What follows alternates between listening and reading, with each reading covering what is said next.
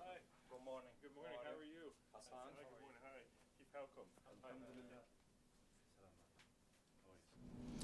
أعزائي المشاهدين، السلام عليكم ورحمة الله وبركاته، وأهلا وسهلا بكم في هذه الحلقة الجديدة من برنامج لقاء خاص الذي نقدمه لكم من هنا من مقر المنظمة الدولية في نيويورك، والذي سنستضيف فيه السيد جيفري فلتمان مساعد الأمين العام للأمم المتحدة للشؤون السياسية، حيث سنتحدث في هذا البرنامج عن الدور المحوري والمهم للمملكة على الصعيدين الإقليمي والدولي، بالإضافة إلى العديد من القضايا العربية كالأزمة الفلسطينية والأزمة السورية وملفي اليمن والعراق. مستر فلتمان، أهلا وسهلا بك في هذا اللقاء، واسمحوا لي أن أعبر عن شكرنا لإتاحة هذه الفرصة لاستضافتكم هنا في مقر في قناة الاخبارية. أهلا وسهلا بكم. أهلا بكم، شكرا جزيلا لهذه الفرصة. بداية، كيف تقيمون دور المملكة العربية السعودية على الصعيدين الإقليمي والدولي فيما يتعلق بحفظ الأمن والاستقرار في المنطقة ككل؟ Saudi Arabia will play a leading role in issues of peace and security regionally and globally. I think about the partnership that the United Nations has with Saudi Arabia, for example, regarding issues such as Yemen. The conversations, the consultations we have on issues including Palestine, Syria. But I also think about Saudi Arabia's contributions to global issues. Saudi Arabia has been a leader in counterterrorism efforts, for example, supporting the work of the United Nations, helping the United Nations establish a counterterrorism center. I think about the custodian of the two holy mosques' work on interfaith dialogue globally. Saudi Arabia plays an extremely important role in the international system on issues of peace and security. كما هو معروف، قبل أيام رفضت المملكة العربية السعودية الانضمام إلى مجلس الأمن الدولي لعامين مقبلين، ووجهت انتقادات شديدة ولاذعة إلى دور مجلس الأمن الدولي الذي فشل في تحمل مسؤولياته الدولية في الحفاظ على الأمن والاستقرار أو التحديات التي تواجه الشعبين الفلسطيني والسوري. ما هو تقييمكم لهذا الموقف، وكيف تنظرون إلى الخطوة التالية فيما يتعلق بمجلس الأمن الدولي؟ Well, first of all, I think we need to keep in mind that Saudi Arabia's decision is the decision of a sovereign state, a decision of a member state of this organization. What I can say on behalf of this organization, however, on behalf of the Secretary General, is that in whatever capacity Saudi Arabia chooses to focus its participation on in this organization, we're going to have a strong partnership. We're going to have a partnership with Saudi Arabia as a leading member of the Middle East region, as a leading contributor to, as we just talked about, peace and security issues globally, and as a major contributor to the UN's efforts to address humanitarian relief efforts globally. So in whatever capacity Saudi Arabia chooses to exercise its membership of the United Nations, I'm convinced that the partnership between the United Nations as an organization and this important member state, the Kingdom of Saudi Arabia, is going to continue. In terms of, you mentioned, for example, a couple of the issues that concern Saudi Arabia, and let me just say that we share the frustration about the ongoing crisis in Syria. We share the feeling of despair that it has been impossible to stop the killing in Syria. And I'm convinced that, again, in whatever capacity Saudi Arabia chooses to exercise its membership, we're going to continue our consultations with Saudi Arabia, because it is impossible for me to imagine achieving a peaceful transition, a peaceful solution for Syria without working with Saudi Arabia. من بعض الانتقادات التي وجهتها السعودية إلى مجلس الأمن أنه أخفق في مواجهة التحديات التي تعترض الشعب الفلسطيني لأكثر من 60 عاما.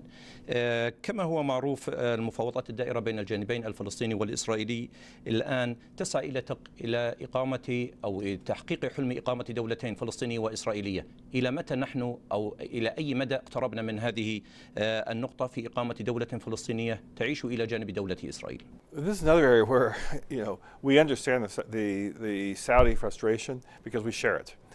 But we have an opportunity now. For the first time in several years, the Israelis and Palestinians are talking seriously in sustained negotiations.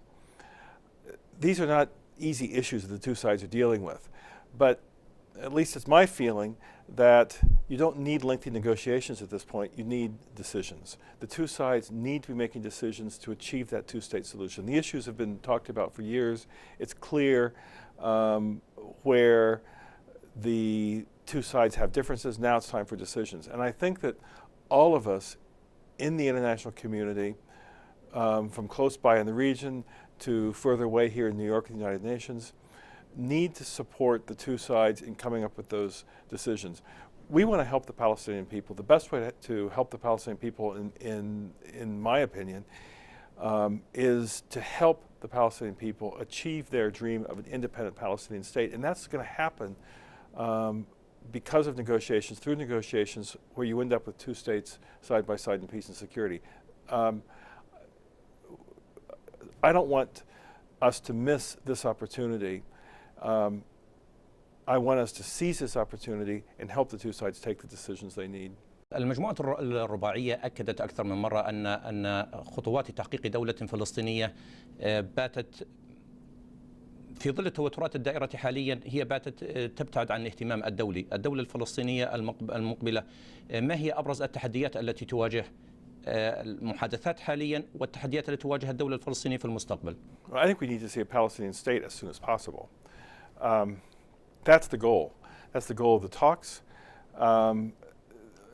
I think the Palestinians have made great achievements in terms of their governing structures, in terms of their financial capacity to deliver services for their people.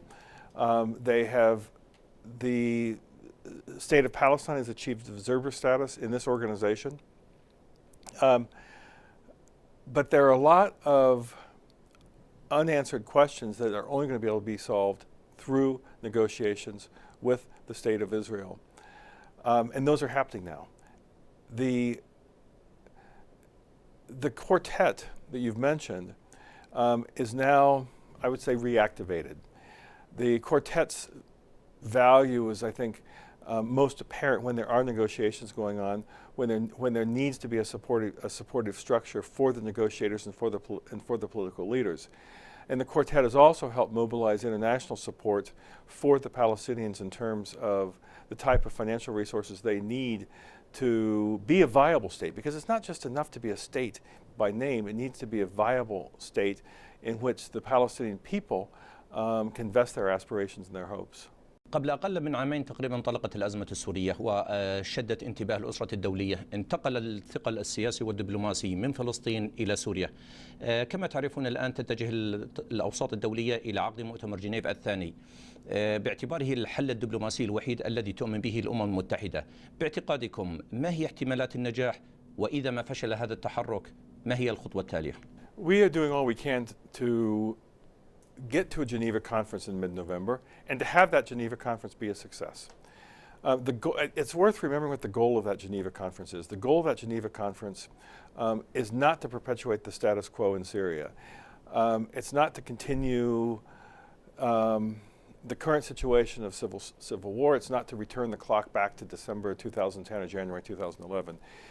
We see the Geneva conference as being the best hope for achieving a peaceful transition to a democratic Syria, a democratic new Syria. That's why we're focused so much on this, because we want to see a process by which the Syrians themselves lead a political process, take the decisions on behalf of the Syrian people for Syria by mutual consent, but that creates an entirely new situation on the ground. Without having this type of transition to a new democratic Syria, we can see what's going to happen on the ground. There's going to be further destruction, there's going to be further destabilization in the region. We don't see any choice but to be pushing as hard as possible, to be building momentum for a Geneva conference that can create the conditions for transition to a new Syria.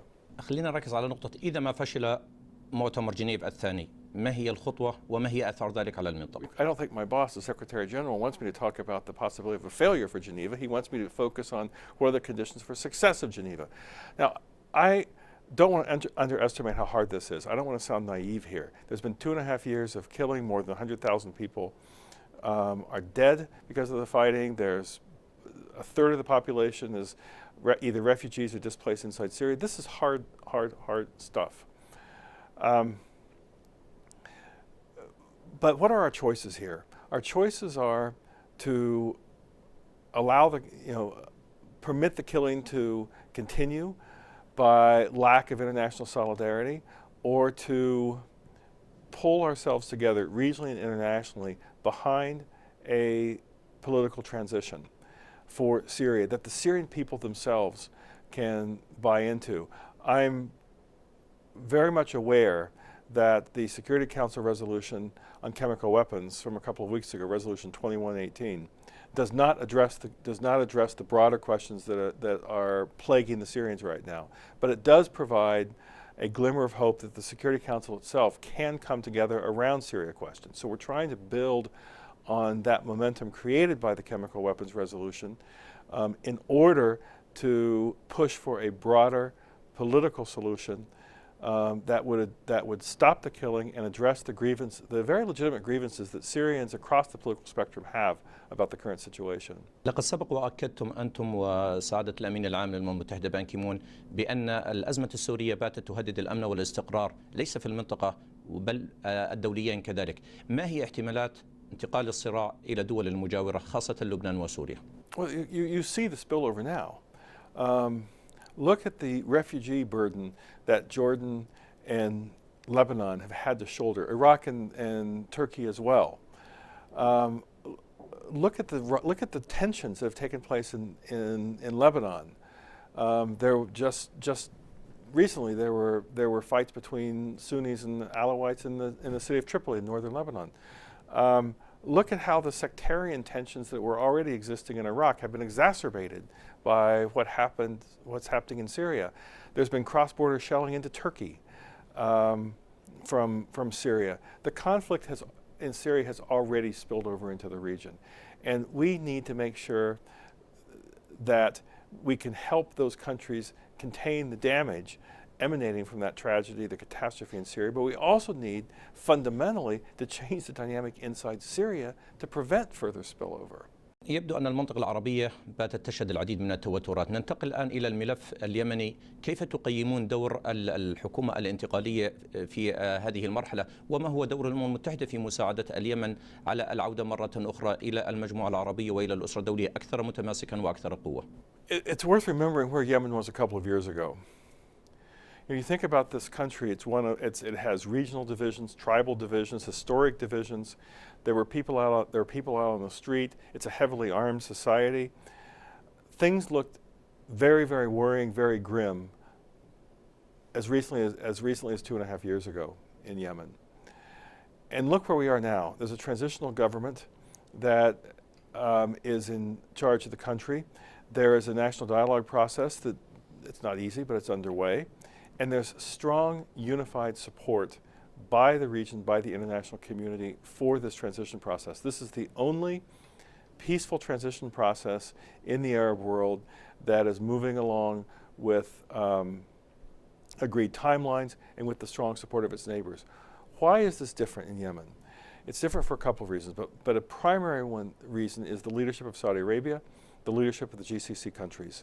The UN right now is very much focused on helping the Yemenis conclude their national dialogue process, and which then moves into a constitutional drafting process and eventually into national elections. But I want to be clear, we could not be playing this role. The special advisor, the Secretary General, Jamal Ben Omar, could not be working with the parties as closely as he is without having that framework provided by the GCC countries under the leadership of Saudi Arabia, without having the strong support of the GCC, again, under the leadership of Saudi Arabia. Saudi Arabia also is a co-chair of the group called the Friends of Yemen. The Friends of Yemen has mobilized international support for the dialogue process and international economic support that the transitional government needs in order to address the humanitarian requirements of the population, which are tremendous. So I would say that the UN in Yemen, to answer the second part of your question, is working to help the Yemenis themselves conclude their national dialogue process. But this role is played because of the strong support and that pioneering GCC transition plan of a couple of years ago. لذلك هل تعتقدون بناء على تطورات الدائرة في اليمن، هل تعتقدون بأن الوضع الأمني والسياسي مستقر الآن، أم أن اليمن تسير بذات الطريق التي سلكتها سوريا أو قبلها ليبيا أو الدول العربية الأخرى؟ None of us are complacent about the security challenges in Yemen, and I think the Yemeni government, first of all, is not complacent. They know how much they need to focus on the security environment. And there's been change in some of the security leaderships. But again, I don't compare Yemen with Syria or Libya or any other country. Each situation across the Arab world is different. It depends on local circumstances. But what is unique about Yemen are two things. First, the Yemeni people themselves stepped back from what looked to be the brink of civil war and decided among themselves it's not worth going into a sustained civil fight. And second of all, you have the unity of the international community that started with that GCC initiative, expanded to the Security Council, expanded to the Friends of Yemen process, where you have the Yemeni people and the international community by and large pushing in the very same direction. And it's easy to point to areas of insecurity in Yemen. There are many. It's easy to point to security risks in Yemen. But again, think about what Yemen looked like 2.5 years ago, when it really appeared to many observers and more importantly to the Yemeni people themselves that they were on the verge of falling into a civil war that could have been as bloody, if not bloodier, than the Syrian civil war. That's not the path they chose, and we are committed to working with them to help complete a peaceful transition process. مستر فلسمان، اسمح لي، إذا نجحت التجربة حتى الآن في اليمن وهي انطلقت بذات الوقت التي انطلقت فيه الأزمة في سوريا، ما الفارق؟ لماذا نجحت في اليمن ولم تنجح آنذاك في سوريا؟ I think that a peaceful transition is in fact what we're after in Syria as well. We don't have the region, the international community as unified behind it. We don't have the Syrians themselves stepping back from the civil war in which they've immersed to say, let's find a different path forward. So that's why we look at that Geneva communique from last year, the 30th of June 2012 Geneva communique about the establishment of a transitional governing authority as a good blueprint to rally support, to unify people behind a peaceful transition. It'd be a Syrian-led process. It's different from a Yemen process. But the idea of a peaceful transfer of authority, the idea of a peaceful path to a new democratic Syria is certainly one we support. ننتقل الآن إلى الملف العراقي وأبرز التحديات التي تواجه العراق الآن كدولة. العديد من عمليات القتل والعنف هي مستمرة لكنها في هذه الأيام تصاعدت. باعتقادكم ما هو الدور اللي ممكن أن تقدمه الأمم المتحدة في هذه المرحلة في محاولة لاستعادة الأمن والاستقرار هناك والتخفيف أو القضاء على القتل والتدمير المستمر؟ The situation in Iraq is worrying. We've seen casualty figures this year that are truly horrifying, worse than for the past 5 years. Part of this is ongoing tensions inside of Iraq, but a lot of it is spillover from Syria. So we need to be helping the Iraqis address their internal problems two ways. One is to help them broker some political dialogue inside of Iraq. But the second is also to keep focused on a political solution for Syria, to take away that spillover from Syria, which has exacerbated problems inside of Iraq. There have been fighters who've moved from Syria into Iraq. So the Syria situation has made the situation in Iraq even worse. Right now, Iraqis are thinking about elections next year. Iraq has a very impressive track record of running elections through good times and through bad times, and we have full confidence that the Iraqis will be able to have their national elections next year as scheduled. We are participating in providing support to the Iraqi High Election Commission, which is a very credible body, again with a good track record. So in the conversations between the Special Representative of the Secretary General for Iraq, Mr. Nikolai Mladenov, and the Iraqis, we're focused on how we can support the electoral process, how we can promote the type of discussions among Iraqi political leaders themselves that can help address the concerns of disenfranchisement, of foreign interference and influence that contributes to in our view, to the rise in violence this year. هل تعتقد بأن الأسرة الدولية تقوم بما فيه الكافي لتعزيز الأمن والاستقرار هناك على الساحة العراقية ولدفع كافة الأطراف للتفاوض وحل الاختلافات فيما بينهم بالطرق السلمية؟ I mean, the Iraqis are in charge of Iraq. The Iraqis need to come up with ways of working with each other peacefully through their constitutional institutions to address their concerns. The international community has a supporting role to play. And we're encouraged, in fact, by the improved relationship between Kuwait and Iraq that we think contributes to the stability inside of Iraq, and we hope that that's a keystone to better relationships throughout the region. The international community definitely does have a role to play, but the decisions about how the Iraqis live together are going to have to be taken by the Iraqis themselves. ذكرتم في بداية الحديث دور المملكة في دعم العديد من المؤسسات التابعة للأمم المتحدة خاصة المركز الدولي لمكافحة الإرهاب. كيف تنظرون أو تقيمون دور هذا المركز على الساحة الإقليمية وأيضا على الساحة الدولية؟ I think that the kingdom is playing a leading role regionally and internationally in dealing with the scourge of terrorism that affects virtually all corners of the globe, has the potential of affecting many, many people. Saudi Arabia has been a strong supporter of the UN's role in helping countries build their own counterterrorism capacity, for example. The UN Counterterrorism Center that is part of the Secretariat was set up because of Saudi leadership through the custodian of the two holy mosques' contribution to this organization. The Saudi Arabia has recently hosted an international conference bringing together counterterrorism centers from around the world to compare notes on best practices. I think about initiatives such as the Prince Mohammed bin Nayef Center for Care and Counseling that works on rehabilitation, re-education of extremists and those who were formerly attracted to terrorist organizations. And recently the custodian of the two holy mosques informed the Secretary General of his intention to give an additional grant, a very sizable grant, to the United Nations, $100 million, to be able to help the United Nations meet the needs of regions and countries in building up their own counterterrorism capacities.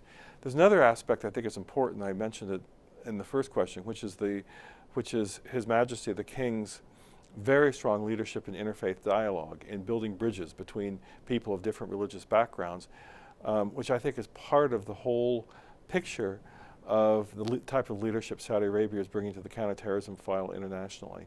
أخيرا، ما هي الرسالة التي تتوجهون بها على الأقل إلى الشعوب في منطقة الشرق الأوسط فيما يتعلق بنبذ الخلاف والوحدة والتعزيز الأمن والاستقرار، العمل لما فيه خير شعوب المنطقة؟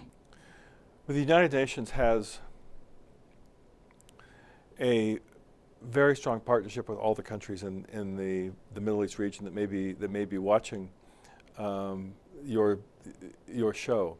You know, the Arab countries are members of this organization, and each member state decides how it's going to use that membership. But many of the countries are helping the United Nations meet the humanitarian needs of people around the world.